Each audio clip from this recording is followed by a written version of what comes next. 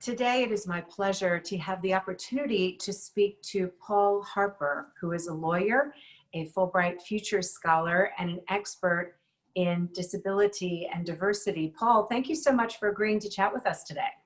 Thank you, and thank you for the opportunity to participate. Yeah, well, I'm really interested particularly in the way in which your Fulbright scholarship played out.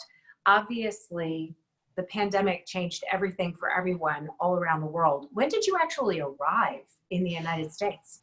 Well, I arrived in very late February 2020 when the pandemic had technically started, but it was still a few people wiped down a few benches and most people just ignored it. And when I landed, I was so busy that I did not even register on our radar. We started with a big workshop and it was an amazing start to the Fulbright. And at that point, I thought it was going to be the next 3 months were set in stone and they're going to come out gold. Yeah, so set in stone was, I guess, not precisely what happened. No, whilst I was around Sandstone, set in stone was definitely not what happened.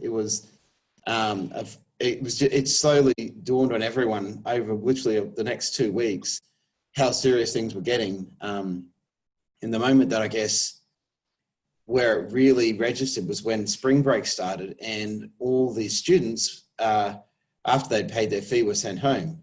And so suddenly you've got a campus which had function after function, like the law school at Harvard had, I think counted on 20 something functions in a day. You obviously couldn't attend them all. And that's just them. Then there was the Cambridge Public Library, there was MIT down the street, NEU, there's all these other universities around. So there's literally hundreds and hundreds of events every day that I would have, if I could have split myself in 100 people and attended them all. And suddenly they stopped and students disappeared. And there was a lot of poignant moments during that process where you could just see that the world had changed and it was never going to be the same. I'm interested, given your particular focus on disability, was there a moment where disability became a factor in the pandemic for you personally?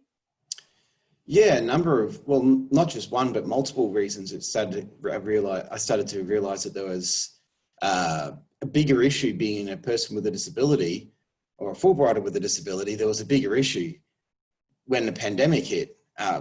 For simple things, food. I can't go line up at a grocery store with everybody else because I didn't know where they were. I was using Uber Eats and home deliveries.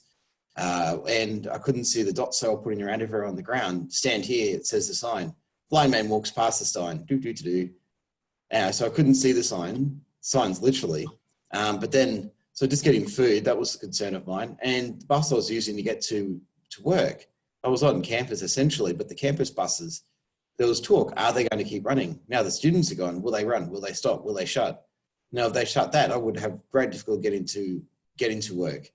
And then, of course, the scariest thing was if I got sick, and I wasn't a US citizen, so that would have been an issue to start with. But if you get sick during the pandemic, they'd already announced that older people and people with disabilities would be potentially at the back of the line when it came to getting ventilators. Even though I'm healthy, I mean, I was hit by a train when I was 14. So unless I walk in front of, I'm not going to lose any more eyesight. I'm not sick anyway. I used to be a Paralympian. One point I was the fastest blind man in the world. So I mean, I'm fit, not as fit as I was then by a long shot, but I'm healthy. But if I went to the hospital, I could be earmarked for no ventilator if I got sick. And was that actually, pardon me for interrupting you, but was that actually stated somewhere? Because I know that there was a huge hue and cry. So if you could explain for us where that was stated and the furor that created.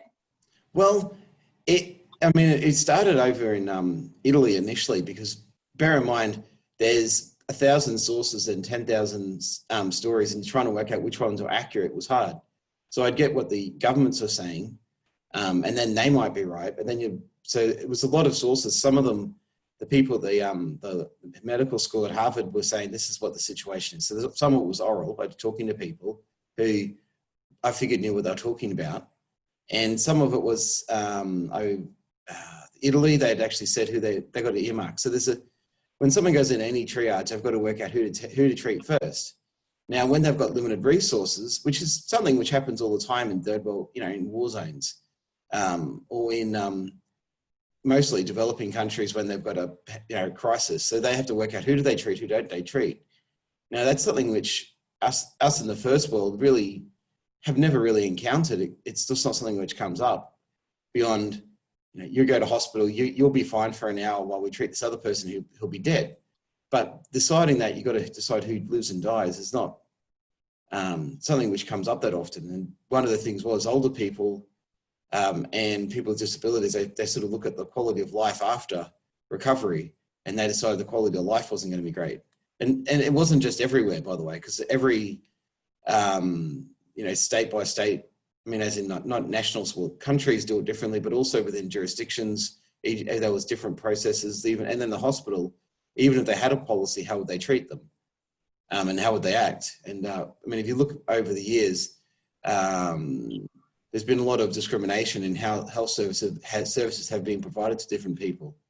So for me, that played out, and I wasn't sure how good how the US medical system would be responding. And that was, if I hit the hospital with a cough, unable to really explain who I was, what I did, and my background, and my medical records are mostly in Australia.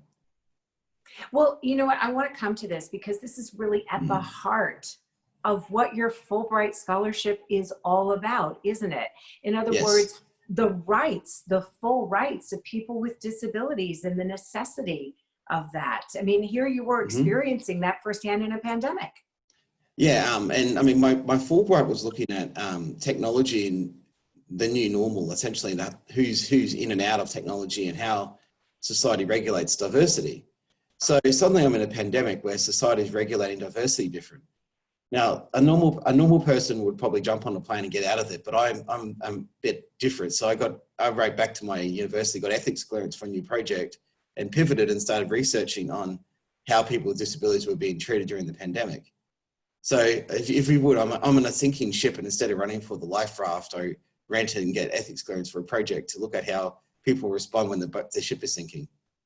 So. But there was a moment, just if I can do a slight sideways pivot, there was a moment where you personally were experiencing this. I understand you were caught out, so to speak, in terms of being locked out. Yes, locked out literally. The law school at Austin Hall was open every day. So I'd get up there and walk up the front stairs and push open the doors. And I used to walk quite briskly. And a good reason was there was sleet, like it was, freezing. There was snow, a little bit of snow on the ground, but mostly just sleet. But it was cold, like -4, I think, or 5 Australian Celsius. So I walked up, the door was shut. I went, oh, because by this time, all the students had gone. So the campus, I sort of turned around, tapped my cane and went, because there was no one around. And so I had to pull my laptop out and email my colleague and hoping he was inside, which fortunately he was. But so I'm trying to type and there's sleet falling around me. It's pretty damn cold. So I was wondering how I was going to be able to work the laptop, balancing it on the sandstone steps there. Fortunately, he said, yeah, he's upstairs, we'll come down and get me. But yeah, that was a pretty telling moment for me. Was it really almost a metaphor?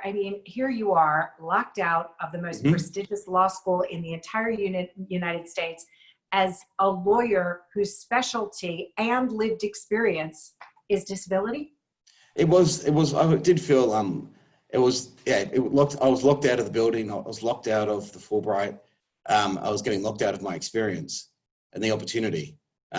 Although then the flip side could be that the door was opened by the leading disability rights scholar in the country.